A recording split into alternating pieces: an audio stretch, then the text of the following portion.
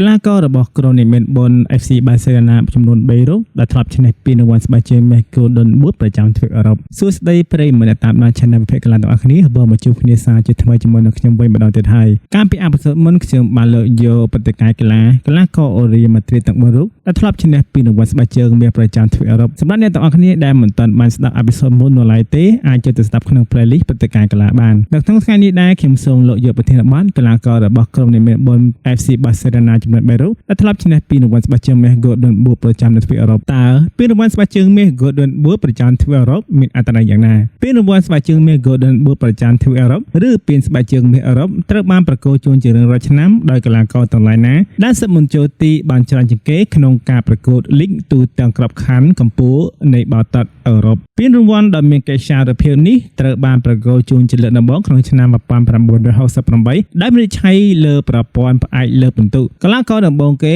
ដែលឈ្នះពានរង្វាន់ស្បែកជើងមាសនេះគឺបានទៅលើកីឡាកររបស់ក្រុម Benfica គឺកីឡាករ Eusebio da Silva Ferreira ក្នុងរដូវកាលឆ្នាំ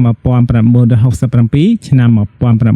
1968ដល់ខ្សែប្រយុទ្ធសញ្ជាតិប៉ូទុយហ្គាល់នេះបានបង្ហាញខ្លួនលើទីលានចំនួន33ប្រកួតបញ្ជូនបាល់ឲ្យមកក្រុមក្រុមសិទ្ធិមន្តចូលទីចំនួន12លើកនិងសិទ្ធិមន្តប៉ោងសំណាញ់ទីរហូតដល់52គ្រាប់ឯណោះខាងក្រោមនេះគឺជាបញ្ជីឈ្មោះកីឡាកររបស់ក្រុមនេះមានបុន FC Barcelona ចំនួន3រូបដែលធ្លាប់ឈ្នះពានរង្វាន់ស្បែកជើងមាស Golden Boot ប្រចាំនៅទ្វីបអឺរ៉ុបកីឡាកររបស់ក្រុម FC Barcelona ដំបូងគេដែលឈ្នះពានរង្វាន់ស្បែកជើងមាសគឺបានទៅលើកីឡាករ Ronaldo Nazario ក្នុងរដូវកាលឆ្នាំ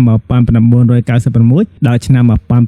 1997 Ronaldo Nazario ដែលជារឿយៗត្រូវបានគេដាក់រហស្សនាមថា Ronaldo Luis Nazario de Lima មានរដូវកាលមួយក្នុងចំណោមរដូវកាលដ៏អស្ចារ្យបំផុតប្រចាំប្រវត្តិសាស្ត្ររបស់បាល់ទាត់ក្នុងកំឡុងពេលមុនមួយឆ្នាំរបស់គាត់នៅក្រុម FC Barcelona មុនពេលទៅចូលរួមជាមួយនឹងក្រុម Real Madrid វីរបុរសសញ្ជាតិប្រេស៊ីលរូបនេះបានឈ្នះពានរង្វាន់ស្បែកជើងមាសប្រចាំនៅទ្វីបអឺរ៉ុបដោយគាត់បានបង្ហាញខ្លួនលេងលើទីលានចំនួន69ប្រកួតបញ្ជូនបាល់ឲ្យមកក្រុមសិទ្ធិមន្តចូលទីរហូតដល់12លើកនិងសិទ្ធិមន្តប៉ោងសំណាញ់ទីរហូតដល់47គ្រាប់កីឡាកររបស់ក្រុម FC Barcelona លេខរៀងទី2ដែលបានឈ្នះពានរង្វាន់ស្បែកជើងមាសគឺបានទៅលើខ្សែប្រយុទ្ធសញ្ជាតិអាសង់ទីន Lionel Messi ស្ដេចប៉ពេមាស Lionel Messi គឺជាកីឡាកររបស់ក្រុមនេះមានបុន FC Barcelona តែមួយគត់ដែលបានឈ្នះពានរង្វាន់ស្បែកជើងមាសប្រចាំនៅទ្វីបអឺរ៉ុបច្រើនជាងគេរហូតដល់6គ្រឿងឯណោះដោយពានរង្វាន់ស្បែកជើងមាសលើកដំបូងរបស់គាត់ជាមួយនឹងក្រុម FC Barcelona ឈ្នះក្នុងរដូវកាលឆ្នាំ2009-2010បង្ហាញខ្លួនលើទីលានចំនួន54ប្រកួតបញ្ជូនបាល់ឲ្យមិត្តរួមក្រុមសិទ្ធិមន្តចូលទីចំនួន13ដងនិងសិទ្ធិបំប៉ោងសំណាញ់ទីរហូតដល់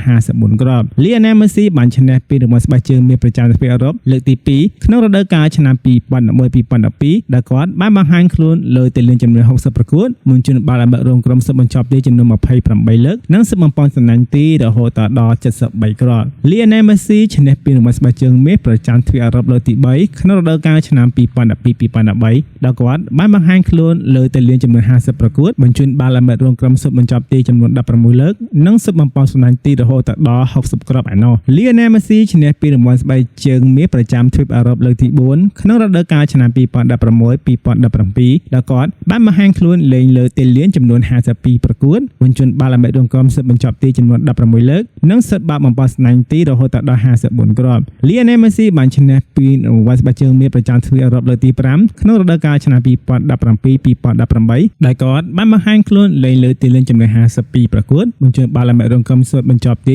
20លើកនិងសិទ្ធិបំប៉ោងសំណាញ់ទីរហូតដល់47គ្រាប់ Lionel Messi ឈ្នះពានរង្វាន់ស្បែកជើងមាសប្រចាំទ្វីបអឺរ៉ុបលើកទី6ក្នុងរដូវកាលឆ្នាំ2018-2019ដែលគាត់បានបង្ហាញខ្លួនលើទីលានចំនួន53ប្រកួតបញ្ជូនបាល់ឲ្យមិត្តរួមក្រុមសិទ្ធិបញ្ចប់ទីរហូតដល់19លើកនិងសិទ្ធិបំប៉ោងសំណាញ់ទី52គ្រាប់កីឡាកររបស់ក្រុម FC Barcelona លេខរៀងទី3ដែលបានឈ្នះពានរង្វាន់ស្បែកជើងមាសបានទៅលើកីឡាករ Luis Suarez ឈ្នះក្នុងរដូវកាលឆ្នាំ2015-2016ដែលបានបង្ហាញខ្លួនលើទីលានចំនួន51ប្រកួតបញ្ជូនបាល់ឲ្យមិត្តរួមក្រុមសិទ្ធិបញ្ចប់ទីរហូតដល់20ដងនិងសិទ្ធិបំប៉ោងសំណាញ់ទី54គ្រាប់អ្វីដែលខ្ញុំបានរៀបរាប់ខាងលើគឺជាកីឡាកររបស់ក្រុមអ្នកមានបុន FC Barcelona ទាំង3រូបដែលធ្លាប់ឈ្នះពានរង្វាន់ស្បែកជើងមាស Golden Boot ប្រចាំនៅទ្វីបអឺរ៉ុបនៅវីដេអូបន្តខ្ញុំនឹងលើកយកកីឡាករ11រូបដែលធ្លាប់លេងឲ្យក្រុម Atletico Madrid និងធ្លាប់លេងឲ្យក្រុម FC Barcelona ផងដែរសម្រាប់បងប្អូនដែលស្នេហាវិស័យបាល់ទាត់ទាំងអស់សូមអ្នកទាំងអស់គ្នាកុំភ្លេចចុច like comment និងចុច subscribe អ្នកមួយផងដើម្បីទទួលបានវីដេអូថ្មីៗពី Channel វិភាគកីឡាបន្ថែមទៀត